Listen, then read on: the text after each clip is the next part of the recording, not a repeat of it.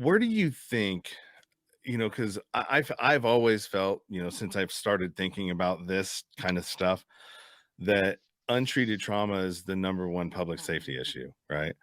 And not dealing with it because the system doesn't deal with it. It actually further traumatizes some, and it, You're does. talking specifically about the juvenile justice system, the prison system? Are you talking? Is that what you're talking about Well, right now? yeah, the justice system, and particularly in the transitional age males, right? Because they don't really get this.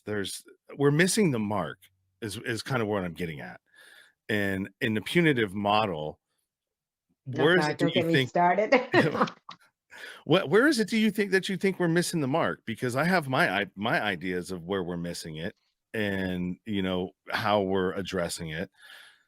What and I'll counter after, you answer yours, and I'll tell you what I think we're missing. I can't wait to hear what you think because it's much more personal for you because you have an inside view. Mhm. I've been nothing but a volunteer. And so, but I can tell you that I think just the way the entire system is set up is punitive. I mean, it's so far from my realm of the way that I think about dealing with human beings.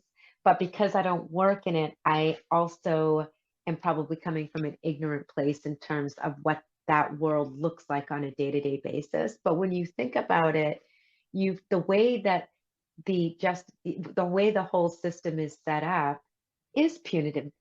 These kids are well, first of all, I think our mental health system fails them because a lot of these kids that are in juvenile, that are in juvie, have addiction issues. They've come from severe trauma. Many of their parents are in the adult system, etc. So kids that get into the juvenile system, it takes quite a bit for them to get there to begin with, right? I mean, these kids have typically it's pretty accumulative. And then once Mhm. they get inside the system, now you've got a bunch of angry teenagers who have been traumatized that are locked up together. How do you think that goes? Right? Not well. And Yeah. so now the kids are in there, they get re-traumatized, they have more offenses on the inside, so that keeps adding to their length of stay in the juvie system. And so it's a very broken system. Mental health system is broken. The juvenile justice system is broken. And I wouldn't begin to even know how to fix it. But when you talk about what's missing, we have a huge hole in our system when these kids transition out. Mhm. How are they supposed to be successful? What's changed for them? They're going back into the same situation or they're going into a group home. I don't know what's provided for them really therapeutically within the juvenile justice. I think it probably looks very different from facility to facility. Mhm. And it's heartbreaking for me what I witnessed with some of these kids.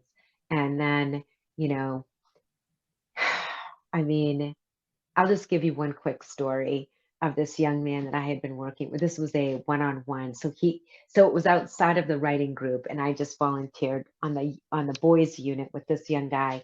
He was doing fantastic. They got approval for him to go. He was getting out, he was getting released. So he had a job and he was given approval to take a young girl to the prom and they had a chaperone. Everything was set up and the principal of the school said no. So the kid ended up running off the job site, got arrested, and then guess what? He elevated to the adult system. I it's so profoundly sad to me when these things happen because it's anecdotal, it's one tiny story, but you can imagine that there are many stories like this.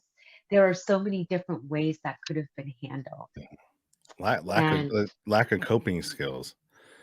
That's what that kind of speaks to, you know what I mean? Not knowing how to handle the situation when you're told no, and wanting to do it, and not having the tools. Really, it's the tools and the words and the verbiage and the vocabulary to express yourself in a way that is not damaging to yourself and to people around you because you don't know how to do that.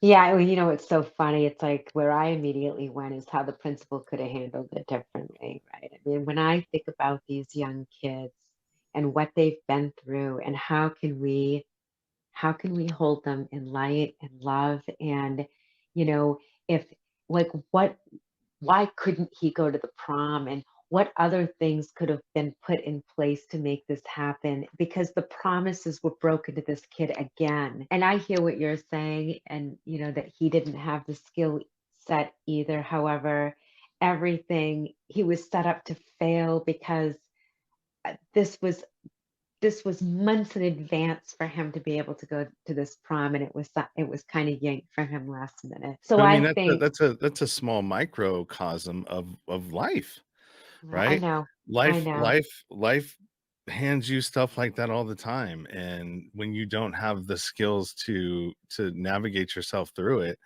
sometimes you implode, sometimes you know what I mean? It really comes down to, and not to cut you off, I'm gonna let you finish, and then I'll go ahead and go. No, you, Okay. like I said, I mean, you were that young kid, right? You were that young kid that was traumatized, and then you had your lack of sense of self-worth, and then it escalated and snowballed.